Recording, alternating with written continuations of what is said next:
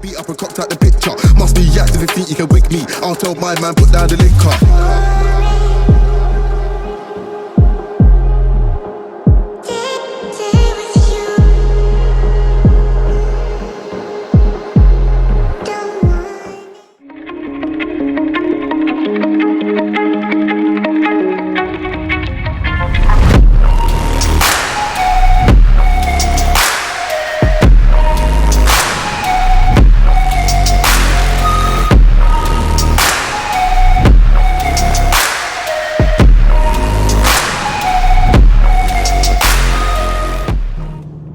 Hello and welcome back to the channel, guys. I'm just going to take you on a quick drive. I wanted to kind of go over 1 year of ownership of the 2022 Mustang GT that I now own over my 2015 WRX that I owned for 9 years.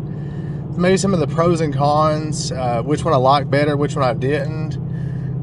Be honest with you, as I mentioned, there is a lot of pros and cons of both, honestly. I will say I do enjoy the Mustang. It's something that I have enjoyed now owning, being over a year. It's been a very fun car. You know, I've been able to take it to a couple tracks in the last year, being VIR and Road Atlanta, both being very fun tracks. That's something I never got a chance to do with the WRX. So I have enjoyed that. You know, I went to quite a few back roads, back of the Dragon, tail of the Dragon, as I discussed in one of the other videos. I've done that in the WRX. I took it autocrossing as well. I will say, though, with the Mustang, being able to drive it to the limit that I have and not really necessarily having to worry about it as much, that's been very nice. There was something about the WRX that you always just had the sense of worry. And I think that's just kind of very common maybe with owning a turbo car. There's a lot more variables involved with that because you have to worry about a boost leak, or you have to worry about, if you're running too much boost, or maybe if you overboost, and just so many different variables. Whereas with the naturally aspirated car, whereas this one it's completely stock and it has 450 horsepower to the crank, which I would say is somewhere in the high 300s to the wheels. Which is plenty, though, if you're just doing like what I'm doing, road course, back road driving. You don't have to worry about as much. I mean, it's all naturally aspirated. Change the oil, change the, consumables, and you're good to go. I've changed the brakes quite a few times, back and forth from track pads to street pads and rotors. But that's just things that's going to happen, wear and tear items, especially whenever you're going to a road course and daily driving it too, which I do that as well. So, I mean, that's things that you necessarily are going to have to do if you're going to have fun in a vehicle. But actually being able to get out and drive it, not necessarily have to worry about it breaking down, that has been very nice. I wasn't able to drive the WRX to the limit that I wanted to all the time, like I have been able to Mustang. Now, of course, driving in the snow, I was able to do that in the WRX. I can't do that in the Mustang. Tomorrow there's a winter storm watch, or for this area. I would love to have the WRX, knowing that I can get out and play in the snow. I have the Jeep. I can do that with the Jeep. That's great. I'm excited about that. Sure. I still do photography, so actually getting out and be able to do landscape photos of the snow, that's something I still want to be able to do. So I do miss having the WRX. But at the end there, the WRX, it was very low to the ground. So it wasn't very practical to actually get out and play in the snow with anyways. I relied a lot more on the Jeep in the long run. So the Mustang really just makes more sense as a fun vehicle. I've got quite a few, several mods to it, not necessarily to the engine. I think I've discussed, or you've watched some of the progression along the way of those modifications. It's mainly suspension. I do have, a modification coming, or a package coming that was supposed to come today. It is actually the track struts, Ford Performance track struts. I think it will actually finish off the suspension rather well. Of course, there's a couple more components I could get, like some mounts and bushings and things like that. I will do that actually as I continue to kind of progress into the track season over the course of the next summer, spring time. I'm not sure exactly what I want to get next. I'll just have to wait and see. I'm sure with the struts, it should make quite a bit of difference, considering I'm not on the performance pack Mustang anyways, it has the stock non-performance pack struts with the iBot Pro Kit lowering springs. Handles good, absolutely, with all the modifications I have done with the Stop the Hop kit and the WRX braces and so on and so forth, and the sway bars, of course. But there's always more room to improve, and I think that I do feel like having the struts will make a world of difference. So I'm excited to get those on and see how it does. You know, like this back road right here, that's, you know, this is what I'll test it on, of course, whenever I get those on. You know, today actually I went and had my oil changed in the car at the Ford dealership, which I'd rather do that on my own. I actually have a lifetime powertrain and transmission, or the engine and transmission warranty on the car, as long as I have my oil change done there. It's not something I enjoy doing. I actually would like to work on or change the oil myself in the vehicle, but you know, to maintain that, I will, you know, continue to do that in the meantime. I am going to show you something though here in a little bit. I know a lot of people talk about the Coyote Tick on their 5.0s or 5.0s. It's very common in these motors. I'll kind of show you what alleviates that, which I'm sure a lot of people already know this, but maybe some people new to the channel don't. It's a Ceratec from Liqui Moly that actually takes care of the Coyote Tick, and it's only one bottle. It's not necessarily the recommended 2 bottles that a lot of people have mentioned, but I'll show you how quick it actually makes a difference, and also the Tick. Mine's done it ever since I bought this car, which was right at 12,000 miles, and now I have 30,000 miles on it. And as soon as I get the oil changed, it comes back. But as soon as I put that, you know, that Ceratec in, it's gone. So that's something that you definitely, you know, if you want to get rid of that Tick, definitely invest in the Ceratec. It's expensive, but it works. But no, the year of ownership of the car, I would say, has been excellent.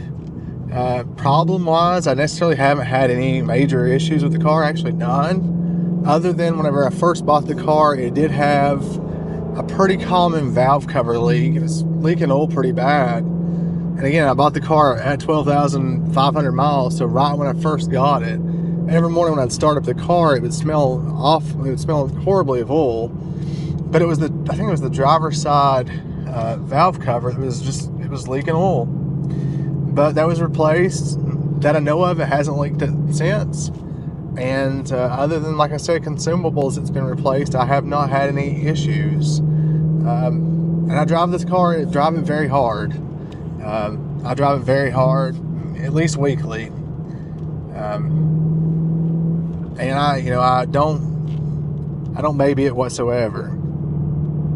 A lot of Mustang owners talk about, you know, storing theirs in the winter. I don't see the purpose. You know, if I'm going to have a vehicle, it's going to be driven 365 days a year. Or if I could, maybe not every single day of the year, but as often as possible, even during the winter months. And I live in Southwest Virginia, Northeast Tennessee. And I don't know if you really you can tell in this video, but there is salt on the road, salt and gravel. You know, I'm on this back road right here. Best thing you can do is, you know, make sure you keep your vehicle washed off. You know, don't just drive and, you know, store it forever after you have salt on it. You gotta spray it off. But don't just keep it stored away and not be able to enjoy it just because of the season. Yeah, of course it won't be able to go in the snow. It's not meant for that. But if the roads are dry, it's okay to drive. But anyways, I mean, it's you know, personal preference. But just, you know, enjoy your vehicle. This car I have really thoroughly enjoyed. I would say that I would definitely own another Mustang in the future. Right now, though, I'm happy to own this one.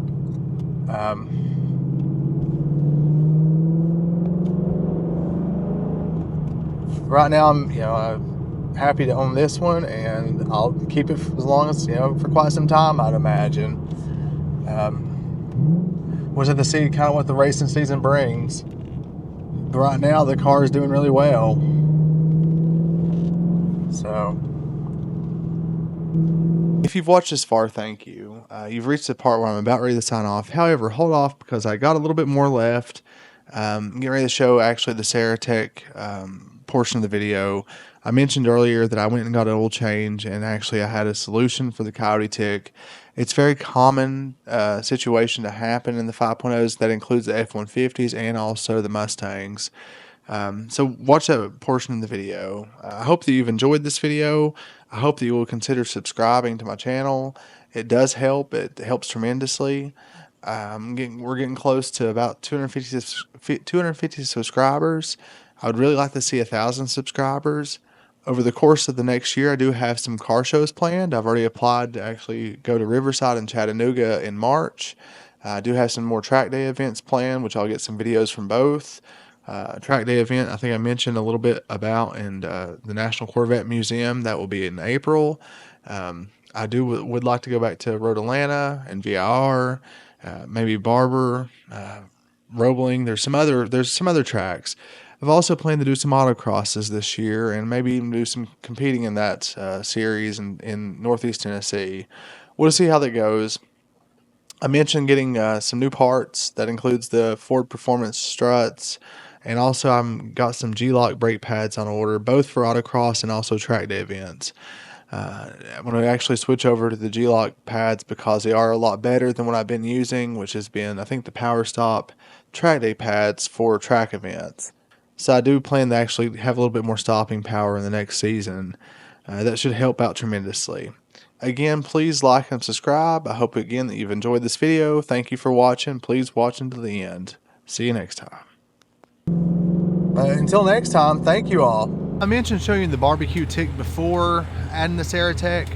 So this is directly before me adding it. I just got home from the oil change, and here is the sound.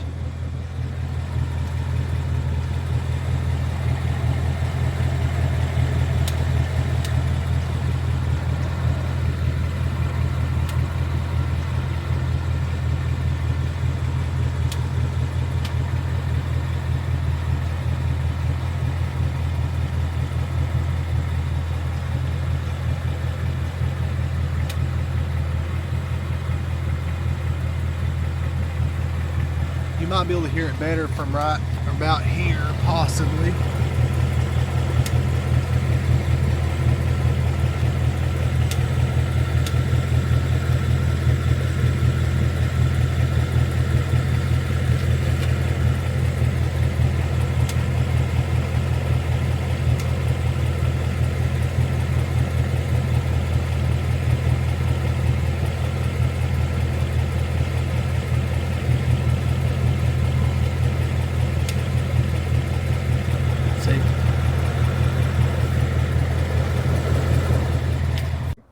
Here's what the Ceratec looks like. It's just this bottle right here. As you can see, it's Liqui Moly.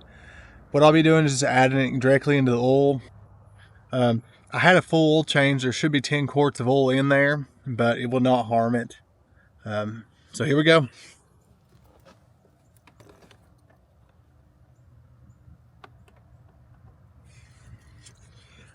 It does look pretty nasty coming out. You will see that here in a second.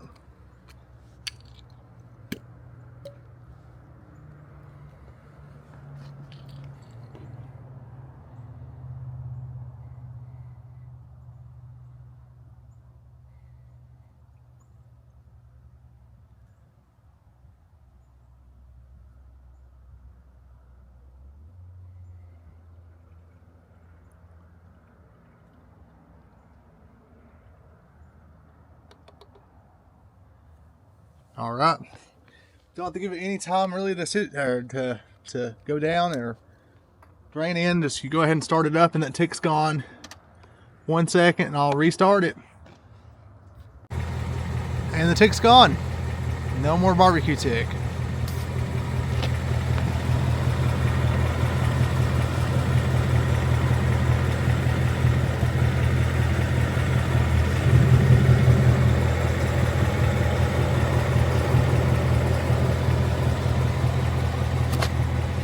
Really is to add it in every oil change. Some people say every other oil change, but every oil change makes all the difference.